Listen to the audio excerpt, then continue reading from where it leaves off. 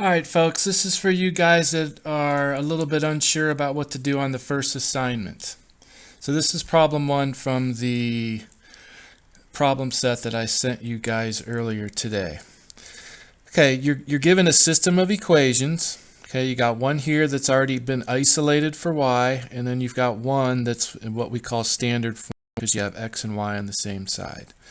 What you need to do on these problems is you need to identify the one that's been isolated for y, and then you're going to substitute that into the other one and then solve for x. Okay?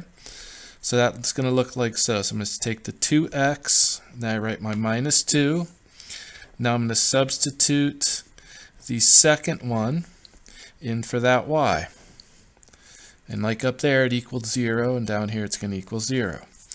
And then after you do that, the next step is you got to distribute the negative 2 inside the parentheses. So negative 2 times negative 7 would make it positive 14x. Then negative 2 times negative 16 would make that a positive 32. Okay, so that was step 1.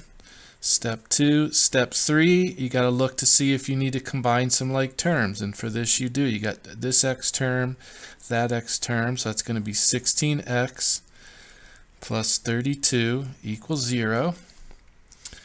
Now you've got to separate your variables to one side and your constants to the other.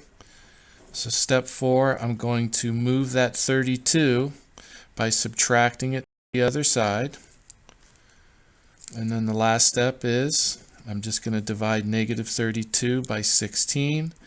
So x equals negative 2. Okay, so that's half of our answer.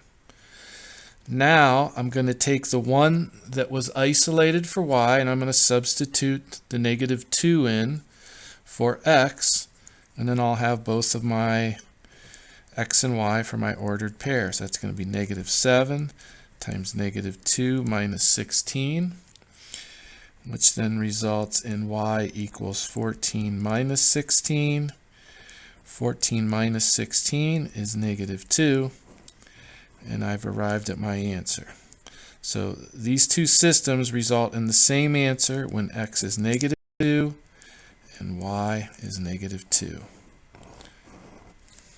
All done. Okay, just got to make sure the important thing is identify that the one of the two equations is going to be isolated for y. That's how I've set this up. So then that needs to be substituted into the other one, and you just got to follow your steps to solve a multi-step equation. Okay, good luck and let me know if this helps.